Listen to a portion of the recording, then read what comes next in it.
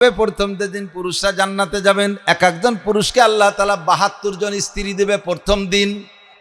কমে গেছে বউ, ৭২ জন বউ নাকি? ভয়তে সুবহানাল্লাহ করলেন না যে আমাকে বাড়ির পাশে একজন ২ বোর জ্বালায় বাড়িই থাকতে পারে না, ১২ মাস কাল তবলিগি খায়, আর ৭২টা বউ বলি বেশটা তো দূরই কথা, দোজকেই থাকতে পারবো না নাকি? তা আল্লাহর কসম ওই বউকের মধ্যে গ্যাঞ্জাম হবে না। ৭২টা স্ত্রী বলবেন কি সুবহানাল্লাহ। কমে গেলে আর একটু বলি, পরিষ্কার হাদিস, সহি হাদিস, জান্নাতের ভিতরে এমনি তার এই যে কেলাকে সুকিনের বাজার হবে না, ওগুলো যা দরকার সবে যা ঘরে ঘরে বসে পাবেন, অনলাইনে চলে আসবে। বউ কিনতে একটা বাজারে যা লাগবে, ওই বাজারের নামই বউ বাজার। এক একজন জান্নাতি পুরুষ প্রত্যেক মাসে ১,০০০ করে নতুন করে বিয়ে করবে। কন্যা সুবহানাল্লাহ। ওই সারা জুতি এত বউ যে কি করব, সে যা করার দরকার সেই সময় করেন, কিন্তু পাবেন আমি কয়ে দিয়ে গেলাম। এরপরে কথা সব দেওয়ার পরে কি বলে, এদিক তাকান, জান্নাতের ভিতরে ঘরবাড়ির দরকার না। জান্নাত কিন্তু একটা ফাঁকা জায়গা, জান্নাত একটা খোলা মাঠ, ওর মধ্যে কিচ্ছু নাই আপাতত। যারা যারা দুনিয়ায় আমরা কলেমা পড়েছি, কলেমা পড়ে সাবালেগ হওয়ার আগে, কলেমা পড়ার আগ পর্যন্ত আমার নামে কোনো বরাদ্দ নাই, আমার নামে এক দাগ জমি আছে, কিন্তু ওইটাকে নামে আনতে হলে, রেকর্ড সংশোধন করে, মিউটেশন কমপ্লিট করে নামে আনতে হলে লাগবে লা ইলাহা ইল্লাল্লাহ মুহাম্মাদুর রাসূলুল্লাহ। এই কলেমা পড়ে জমি রেকর্ড করতে হবে। যারা কলেমা পড়েছে প্রত্যেকের নামে এক দাগ জমি দলিল হয়ে গেছে। বলেন সুবহানাল্লাহ। জমিটা কটুক আপনাদের এই বিলির মতো একটুক না, কমপক্ষে সবচেয়ে ছোট জান্নাত যে পাবে এই দুনিয়ার সমান ১০ দুনিয়া সমপরিমাণ জমিন তার দলিল। এক কলেমার এত জোর যে এক কলেমায় এত বড় জমি দলিল করে দিছে। তবে জমিটা ফাঁকা, একটা দুগলো গাছের আগাও নাই, পুরো সমান চর। এখন ওই জায়গা যা বানাবেন এই দুনিয়ার থেকে বানায় নিয়ে যেতে হবে। এই দুনিয়ার থেকে সিস্টেম কি, আপনি যত আমল করবেন এই আমলের বিনিময়ে আপনার বেহেশতের ভিতরে তৈরি হতে থাকবে পণ্য। যে ধরনের আমল করবেন ওই ধরনের আমলের বিপরীত আল্লাহ পাক এক একটা নিয়ামত রাখছে। ওই ৪টে নদী পাইতে এক আমল, তারপরে বাগবাগান পাইতে আলাদা আমল, স্ত্রী এই হুর পাইতে আলাদা আমল। আপনাকে জান্নাতের ভিতরে যদি ঘর বাড়ি দালান কোঠা বানাইতে হয়, এর জন্য একমাত্র আমল হলো কোরআনে কারীমের তিলাওয়াত। যারা শুধু সূরা ফাতিহা জানেন আর কোনো কিছু জানেন না, আলহামদুলিল্লাহ সূরা জানেন তো সবাই? আলহামদুলিল্লাহ সূরা জানেন? শুধু আলহামদুলিল্লাহ ছাড়া কিছু জানেন না। জীবনে যতবার আলহামদুলিল্লাহ পড়বেন অতটা ৭ তালা দালান হবে। যতবার আলহামদুলিল্লাহ পড়বেন অতটা ৭ তালা দালান হবে।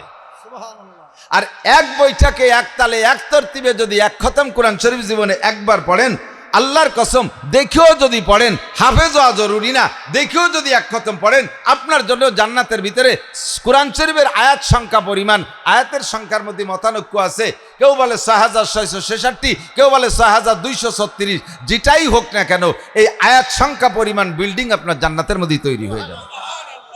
কোনো ইট বালি সিমেন্ট এই জায়গাতে আলাদা পাঠানো লাগবে না। একদল ব্যঙ্গ কর্নেলা ঠাট্টা কর্নেলা আমাকে উপহাস করে, এখানে বসে কোরআন শরীফ পড়ে বেহেশতের মধ্যে দালা নয়।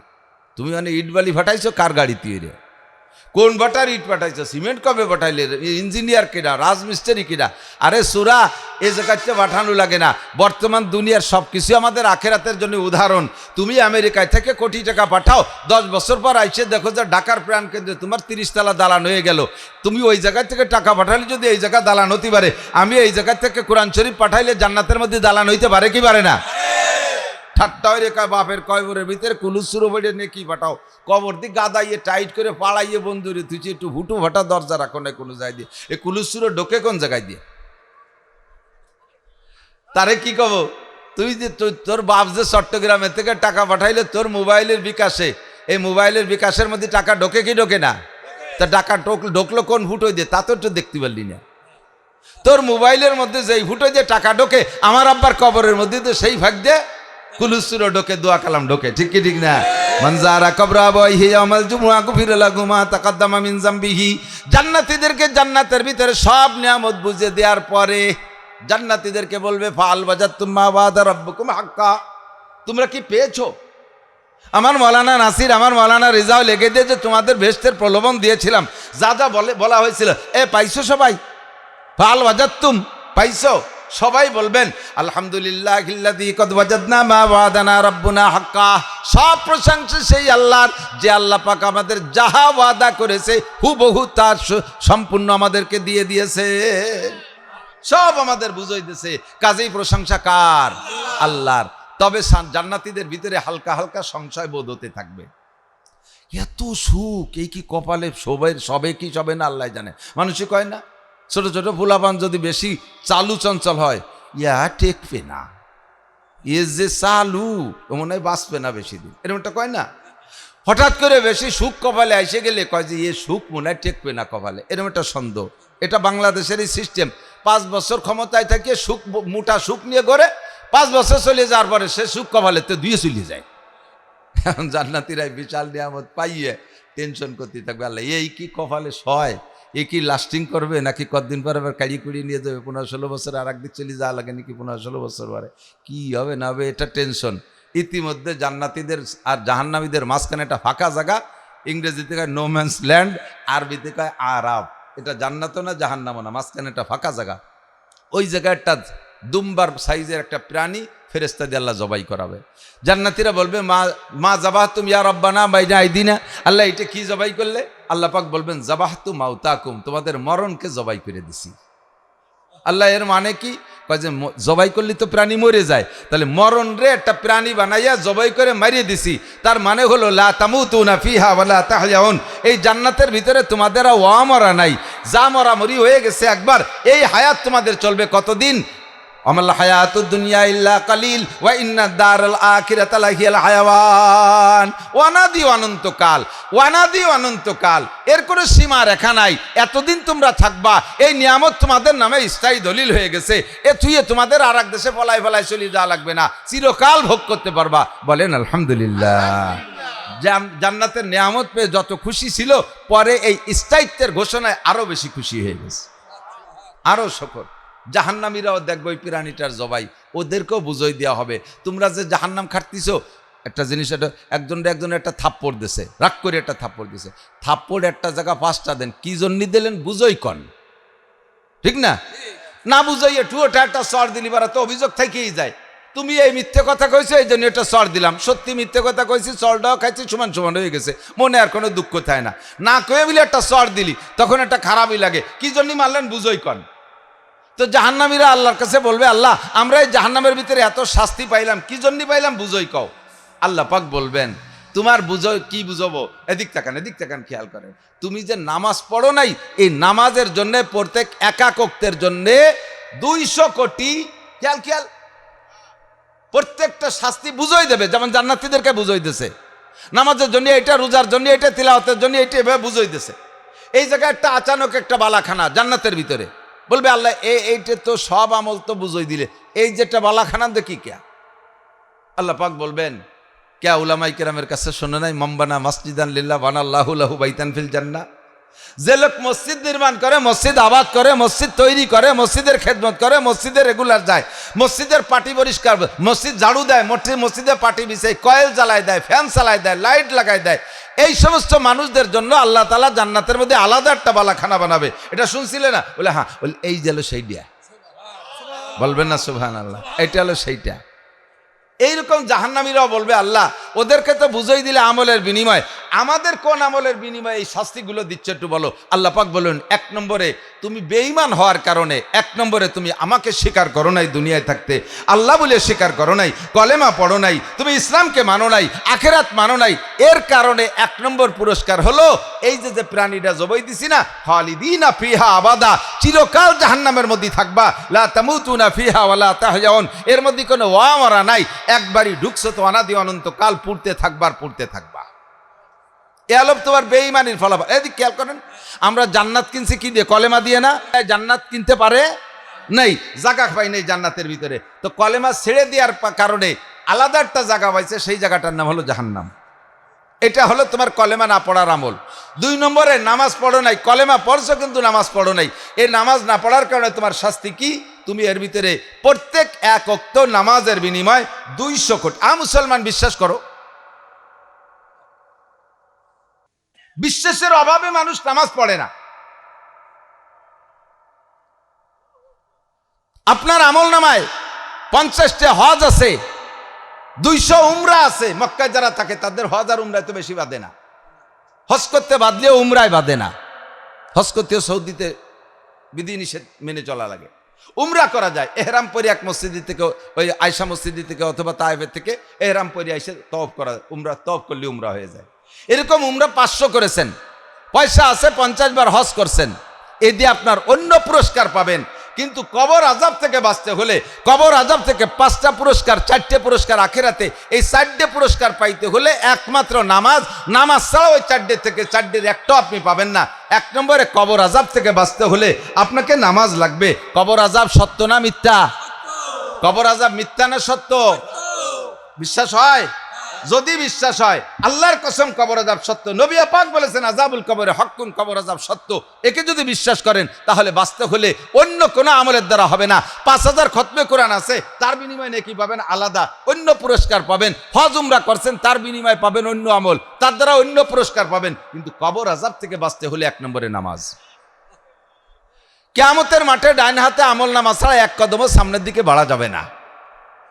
রাজা হন, বাদশাহ হন, এমপি হন, মন্ত্রী হন, প্রাইম মিনিস্টার হন, প্রধান বিচারপতি হন, প্রধান উপদেষ্টা হন, সেনা প্রধান হন, ও জায়গা কিচ্ছু না, দুলোর সাথে মিশে যাবা দোস্ত। ওই জায়গা তোমাকে হাসরের মাঠে ডান হাতে আমল নামা ছাড়া বিকল্প বাঁচার কোনো ব্যবস্থা নাই। আর ডান হাতে আমল নামা পাওয়ার অন্য কোনো আমল না, একমাত্র নামাজ। নামাজ ছাড়া ডান হাতে আমল নামা হবে না। এরপরে আপনাকে পুলসিরাত পার হয়ে জান্নাতে যাইতে হবে। ডান হাতে আমল নামা পেয়ে পুলসিরাত পার হইতে হবে। এই পুলসিরাত পার না হওয়া পর্যন্ত জান্নাতের ঘ্রাণও আপনি পাবেন না। পুলসিরাতের উপর হলো জান্নাত, আর পুলসিরাতের নিচে হলো জাহান্নাম। এই পুলসিরাত উভার করতেই হবে, এনিম্যান এভরিবডি। প্রত্যেকটা মানুষের পুলসিরাত পার হওয়ার আর কোনো আমল নাই। 1000 খতমে কোরআন আছে, তাই দিয়ে একটা নৌকো বানায় পার হবেন, তা পারবেন না। আপনার কাছে 10টা উমরা আছে, উমরারে বিমান বানায় উড়িয়ে চলে যাবেন, তা আপনি পারবেন না। এই পুলসিরাত পার হইতে জন্য একটাই মাত্র আমল, তা হলো 5 ওয়াক্ত নামাজ। খামসা সালাওয়াত, 5 ওয়াক্ত নামাজ, বিকল্প আর কোনো আমলে কাজ হবে না। এরপরে মিজান হবে, পুলসিরাতের উপর মিজান, দাড়িপাল্লা। এই দাড়িপাল্লায় মাপ, বিনা মাপে মাপা ছাড়া, ওজন করা ছাড়া, হিসাব ছাড়া, বিনা হিসাবে যদি জান্নাতে যাইতে পারেন তাহলেই জান্নাতে যাওয়া সহজ। হিসাবের কাঠগড়ায় দাঁড়াইতে গেলে বিপদে পড়বেন। সিদ্দিকা আয়েশা রাদিয়াল্লাহু তাআলা আনহা নবী পাককে বলেন, হে আল্লাহর রাসূল, আল্লাহর কাছে যদি হিসাব দিতে হয় আমরাও কি হিসাবে আটকে যাব? আমাকে কি সমস্যা? হুজুর বলেন, আয়েশা, হিসাবের দুয়ারে না যাওয়ার চেষ্টা করবা। আমাকে দেশে কয় না, ঘোড়ার পিছে জাতি নাই আর পুলিশের সামনে জাতি নাই। ঘোড়ার পিছনে গেলে জোড়া লাথিতে চিৎ করে ফেলাই দেয়, আর পুলিশের সামনে গেলেই যে কোনো না কোনো আইনি ভেসাই ফুসাই আটকায় দেয়। তো তোমরা যাই করো না করো, হাসরের মাঠে মিজানের পাল্লার দ্বারে না যাইয়ে পারলি যাবা না। আর ও জায়গা না যাইয়ে পারলি ইচ্ছে করলি কি খালকুল দিয়ে কোনায় দিয়ে আগান বাগানের মধ্যে দিয়ে রাখ দিতে সেটি যাওয়া যাবে নাকি? ও জায়গা তো পাকা গেট, ফেরেস্তা রয়েছে দাঁড়ায় মোড়ে মোড়ে, কোনো উপায় নাই। ওই ছাড়া, ওই পথ ছাড়া পুলসিরাত পার হওয়ার পরে মিজানের ঘাট পার হইতেই হবে। ও জায়গায় হিসাবে গেলে কেউ পার হতে পারবে না। হুজুর বলেন, আয়েশা, মান হুসিবা নুকিসা, যেই হিসাবের কাঠগড়ায় দাঁড়াবে সেই বিপদে পড়ে যাবে। কাজেই বিনা হিসাবে পার হওয়ার ব্যবস্থা নাও। আয়েশা বলেন, হুজুর বিনা হিসাবে পার হওয়ার ব্যবস্থা কি? হুজুর বলেন, মান হাফাজা আলাস সালাওয়াত আকরামাকুল্লাহু বিখামসি খিসাল, যেই ব্যক্তি 5 ওয়াক্ত নামাজ নিয়মিত পড়বে আল্লাহ পাক তারে 5টা পুরস্কার দেবে। 1 নম্বরে ইউরফা আনহু যিকুল আইশ, নামাজি ব্যক্তিকে আল্লাহ দুনিয়ায় অভাব দেবেন না। 2 নম্বরে আযাবুল কবর, কবর আযাব তারে মাফ করে দিবেন। 3 নম্বরে ইউতিহিল্লাহু কিতাবাহু বিয়ামিনিহি, নামাজের বিনিময়ে ডান হাতে আমল নামা দান করবেন। 4 নম্বরে আমুরু আলাস সিরাতে কালবার, ওই পুলসিরাত পার না হয়ে পার যেতে পারবে না। নামাজি ব্যক্তিকে আল্লাহ পুলসিরাতের ঘাটে দেরি করবে না, বিদ্যুৎ গতিতে তারে পার করে দেবে। কন্যা সুবহানাল্লাহ। পুলসিরাত পার হওয়ার পরে মিজানের পাল্লায় তার দাঁড়ানো লাগবে না, তার কোনো হিসাব হবে না। ওয়ায়াদখুলুল জান্নাতা বিগাইরি হিসাব, বিনা হিসাবে জান্নাতে যার একমাত্র আমলের নাম হলো নামাজ। তাহলে নামাজ পড়ার দরকার আছে না নাই?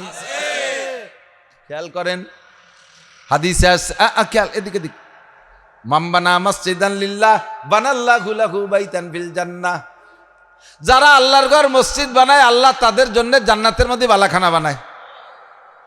কথা কি আজকে বুঝতেছেন না? তালে তালে সুবহানাল্লাহ করছেন। তো দুনিয়ায় একটা মসজিদ বানালি একটা বালাখানা। আপনি বানাইছেন মসজিদ, বালাখানা তো আর বানাইয়া ওরিব ধরে দেবে না। আর একজনরে দেবেন, আপনার বালাখানা আপনার নামেই দলিল। খেয়াল করতেছেন? তাহলে দুনিয়ায় মসজিদ বানাইয়া বালাখানা বানাইলেন বেস্তের ভিতরে, আপনি এখন বেস্ট হাসরের মাঠে যে বলবেন আল্লাহ আমি ওই হিসাব নিকাশের দাঁত দাঁড়ি নিয়ে আমি মসজিদ বানাই দিয়েছি, ওই আমার সে মসজিদের বিনিময়ে যে বালাখানাটা সেইটা কো, আমি তোমার কাছে অন্য কোনোটা চাচ্ছি না, আমার মসজিদের বিনিময়ের বালাখানাটা দেখাই দাও, আমার বালাখানায় আমি থাই।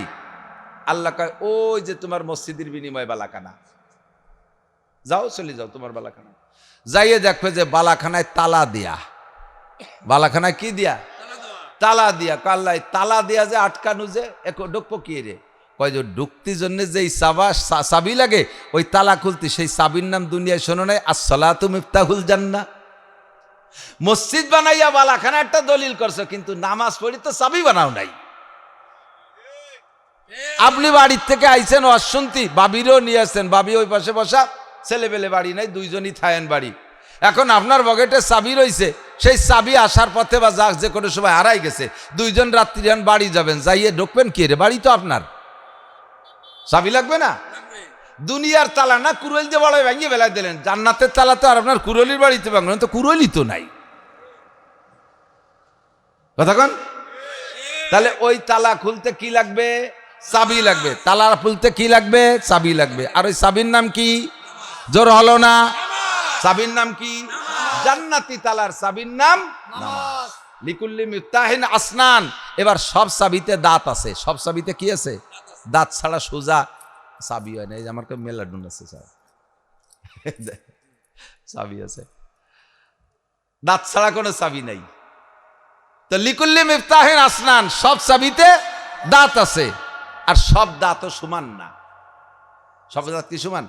ছোট বড় আছে না? নামাজও যদি জান্নাতের চাবি হয়, তারও দাঁত আছে, তারও দাঁত করা সমান না। 13টা বড় দাঁত, 13টা এর নাম হলো আহকাম 13 ফরজ। এই 13টা কি? বড় দাঁত। 14টা মাঝিয়ে দাঁত, 2 নম্বর সেকেন্ড। 14টা ওয়াজিব, 14টা ওয়াজিব।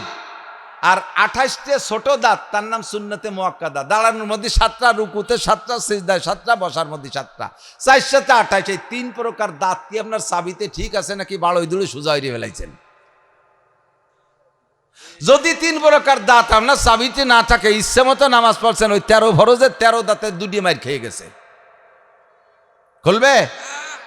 আবার চাবি বানাইছেন, দাঁতও 3 প্রকারের ঠিক আছে, খেয়াল করেন, দাঁতও 3 প্রকারের আছে, কিন্তু ডালার সময় এই জায়গায় 1 ফুট বেশি, এই জায়গায় 1 ফুট বেশি, এই কোনায় একটু বাড়িয়ে গেছে, তাহলে কি ঢুকবে? ওই যেটুক ফুট পড়ছে বেশি, ওর কারণে বাড়িয়ে যাবে না? এইরকম নামাজের চাবিতে 19টে ফুট আছে। নামাজ ভাঙ্গার কারণ 19টে, নামাজ ভাঙ্গার কারণ এই 19টে ফুটার 2-4টে ফুটাও যদি আপনার চাবির গায়ে লেগে থাকে, ওই চাবিতে জান্নাতের তালা খুলবে না। বালাখানা বানাইছেন মসজিদ বানাইয়া, মসজিদের বিনিময়ে বালাখানা, তবে এই বালাখানায় ঢুকতে যে তালা খোলা লাগবে, সেই তালার নাম, সেই চাবির নাম হলো নামাজ। আসসালাতু মিফতাহুল জান্নাহ। কাজেই আপনার এই নামাজকে দাঁত বিশিষ্ট, পরিষ্কার পরিচ্ছন্ন, ওই 19টে ফুটা যেন না পড়ে, 3 প্রকারের দাঁত যেন ছোট বড় এলোমেলো না হয়ে যায়। যার যার স্থানে 13টা বড় দাঁত, মাঝে দাঁত 14টা, ছোট দাঁত 7 28টে, এই 3 প্রকারের দাঁত দিয়ে আপনি নামাজ বানাইয়া তারপরে যাইয়েন ইয়াদখুলুল জান্নাতা বিগাইরি হিসাব, বিনা হিসাবে আপনি জান্নাতে চলে যাবেন। বিশ্বাস হয়? কথা বুঝে আসছে তো? আল্লাহ আজকে থেকে পাক্কা প্রতিজ্ঞা, নামাজ পড়লে ভালো লাগে না মন্দ লাগে? যারা নিয়মিত পড়েন তারা এক ধরনের জব দেন, আর যারা পড়েন না তারাও আর এক ধরনের জব দেন। যারা নিয়মিত পড়েন তারা যদি কারণবশত অ্যাক্সিডেন্টলি কোনো এক ওয়াক্ত নামাজ পড়তে না পারেন, বলেন তো কেমন লাগে? ভয় লাগে কি লাগে না? ফজরের নামাজ না পড়ে ঘরের থেকে বেরোইতে হাত পা কাঁপে কি কাঁপে না? মনের থেকে বুঝে আসে যে কোনো যাওয়া হয়তো অ্যাক্সিডেন্ট করবানি, নইলে যাতে হাত দেবানি, তাতে লস হয়ে যাবে না, এরকম একটা আতঙ্ক লাগে কি লাগে না? আর যারা মোটেই পড়েন না তারা একটু সাক্ষী দেন তো, কখনো যদি এক ওয়াক্ত নামাজ যে কোনো পালাই পড়িও পড়েন, আজকে ধরে নেন এখানে মাহফিল হচ্ছে, এখানে ঈশার আজান হবে, নামাজ হবে, এই জায়গায় যদি এক ওয়াক্ত নামাজ পড়েন আজকে, আপনি বলেন তো আপনার মনের মধ্যে আলাদা একটা আনন্দ লাগে কি লাগে না? নিয়মিত যারা পড়ে না তারাও একত্র যদি করে তালে পড়িয়ে ফেলে, দেখবেন যে আপনার বুকের মধ্যে একটা হিম্মত, একটা সাহস আসবে, আমি নামাজ পড়ে আসছি, আল্লাহ আমারে কমপক্ষে আজকে রাস্তায় অ্যাক্সিডেন্ট দেবে না, আমি যাতে হাত দেবো তাতে বরকত হবে, এমন একটা সাহস আসে। যেই লোকটা একেবারে ভুতুড়িয়ে কালা, দাইপো কালা বলেন তো, এদেশে বিল আছে না, বিলির মধ্যে ধাপ ধপ আছে, ওই বিলির মধ্যে যে বাড়ি বহুত আছে, কারা বেশি কালা কারা তাও জানি, তা করলাম না। তিন দাইপো কালা, জন্মের কালা, এও যদি লাগাতার 40 দিন নামাজ পড়ে, দেখবেন ওর কালোর ভিতরে আলাদা একটা নুরানি ফোকাস ভেসে উঠছে, ঠিক না?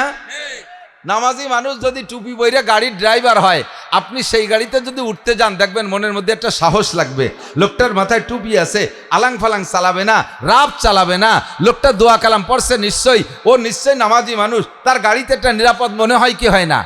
আর যেই গাড়িতে উঠেই দেখবেন যে ড্রাইভার সিগারেট ফুকোচ্ছে, পুরো গাড়িতে সিগারেটের গন্ধে ধুমু হয়ে গেছে, উঠার সময় ভয় লাগে যে আল্লাহ কোন জায়গা যেন নিয়ে ডেলি দেয়, ঠিক না? নামাজি আর বেনামাজির পার্থক্য সব জায়গা বোঝা যায় কি যায় না? যেই যুবকটা স্কুল কলেজে যায়, যুবকরা তোমরা বলো, তোমাদের মধ্যে যেই যুবক স্কুল কলেজে পড়ো, তোমরা যে কজন নামাজ পড়ো, বাকি বেনামাজিদের চাইতে অন্যান্য সবাই তোমাদেরকে ভালো জানে কিনা? কথা বলো, একটু আলাদা নজরে দেখে কিনা? স্যাররাও তোমাদেরকে ভালো জানে, সমাজের মানুষও তোমারে ভালো জানে, যেহেতু সমাজও ভালো জানে, কাজে আল্লাহ তোমাকে ভালো জানবে। তুমি যে কোনো জায়গায় ইন্টারভিউ দিবা, অন্য ভালো মেধাবীদের চাইতে তুমি কৃতকার্য হবা, তুমি যে জায়গায় হাত দেবা সেই জায়গায় বরকত পাবা। এটাই হলো আল্লাহ রসুলের ওয়াদা। 1 নম্বরে ইরফান হু জিকুল আইশ, নামাজি ব্যক্তি থেকে আল্লাহ তাআলা দুনিয়ায় অভাব দেয় না। অভাব দেয় না মানে আবার বুঝেন না যে রিক্সা চালানোওয়ালারে আল্লাহ বিমানের পাইলট বানায় দেয়, দিলি সে দিতে পারে, এটা তার ক্ষমতা আছে। কিষেন কামলারে দরিয়াটলা ইন্ডাস্ট্রিজের মালিক, একটা অটো রাইস মিলের মালিক বানিয়ে দেবে, ভাবেন না। রিজিকের অভাব না হওয়ার কি মানে? ভাইজান ইন্ডাস্ট্রিজের মালিক, অটো রাইস মিলের মালিক, উনার দৈনন্দিন 1 লক্ষ টাকা ইনকাম আছে, উনি নামাজ পড়বেন নিয়মিত, উনার এই 1 লক্ষ টাকা থেকে কমবে না। আমি রিক্সা চালাই, ডেলি 1000 টাকা পাই, আমি নিয়মিত নামাজি, আমার এই 1000 টাকা থেকে কমবে না। আল্লাহ তাআলা আমার ওই 1000 টাকার দরজা খোলা রাখবে। একজন 5000 টাকা কামাই করে নামাজি, ও নামাজের কারণে ওর 5000 টাকা ইনকামের দরজা খুলবে না। এর মানে হলো রিজিকের বরকত, রিজিকের অভাব হবে না। 5000 টাকা আল্লাহ ধরিয়ে রাতারাত 5 কোটি টাকার মালিক হইতে চাবেন, এই আশাও আপনার করা ঠিক না। আল্লাহ তাআলা আমাকে যে হালাতে রাখছে রুজিতে, সেই হালাতের উপরে বরকরার রাখুক, এর চেয়ে আল্লাহ নামায় না দেয়, বলেন আমিন। এর চেয়ে নামায় না দেয়, তাহলে বেঈমান হয়ে যাওয়ার ভয় থাকে, ঠিকই না? তাহলে এই 5টা পুরস্কার পাইতে হলে লাগবে কি? নামাজ। কি লাগবে? পড়বো তো। যুবকরা খেলাধুলা করো, বিকেলবেলা খেলাধুলা করো, তুমি ফরজ তরক করো না, বিনোদন দরকার আছে, শরীর চর্চার দরকার আছে, খেলাধুলা করো। আজানের রক্ত হলে খেলাটা বন্ধ করে মসজিদে যাও, জুবানে নামাজটা পড়ে যাও। তুমি যে কোনো সময় অক্ত হবে নামাজ পড়তে পারবা, এর জন্য তোমার শরীরটা আর কাপড়টা পাক লাগবে। নামাজের 13 ফরজ। কয় ফরজ? ওই বড় দাঁত কয়টা? 1 নম্বরে শরীর পাক, বলেন 1 নম্বরে, 2 নম্বরে কাপড় পাক, 2 নম্বরে কাপড় পাক, 3 নম্বরে সতর ডাকা, 4 নম্বরে নামাজের জায়গা পাক। শরীরের সাথে 3 দিয়ে, 1 নম্বরে শরীর পাক, 2 নম্বরে কাপড় পাক, 3 নম্বরে সতর ডাকা, ঠিক না? তুমি এনি টাইম যে কোনো সময় নামাজে রক্ত হলেই নামাজ পড়তে পারবা। এর জন্য কাপড় আর শরীরটা তো পাক থাকা লাগবে। এই শরীর আর কাপড়ে পাক রাখার জন্য পকেটে একটু টিস্যু রাখো। উইদাউট টিস্যু তুমি পেশাব করে শুধু পানি দিয়ে ধুয়ে গেলে বেশিরভাগ মানুষেরই শরীর নাপাক হওয়ার সম্ভাবনা। পেশাবের পরে ধুয়ে হাঁটা দিয়েছেন, 2-1 ফোঁটা টপকাইতে পারে, এই জন্য টিস্যু ব্যবহার করেন। কয় যে টিস্যু পকেটে রাখলে কিরম টাই, তো টিস্যু পকেটের মধ্যে রাখলে কিরম টাই, এত একটা মোবাইল ঠেলি রাখো কি এর মধ্যে? তোমার পকেটের ভিতরে এত একটা মোবাইলই জায়গা পায়, তার সাথে এরকম একটা ব্যানসন সিগারেটের প্যাকেটে জায়গা পায়, তাক হাতি আবার গ্যাস লাইট লাগে তাতে জায়গা পায়, একখান মেসাকার একটু টিস্যু জায়গা পায় না। আর এটা সাথে রাখলে তুমি পেশাবে ব্যবহার করতে পারলে শরীরটা পাক থাকলো, কাপড়টা পাক থাকলো। খেলাধুলার মাঝখানে আজান হয়ে দোস্ত থাম, আর খেলা হবে না, আগে নামাজ পড়ি আসি, তোমার ওই খেলার মধ্যে আলাদা একটা বরকত পাবা।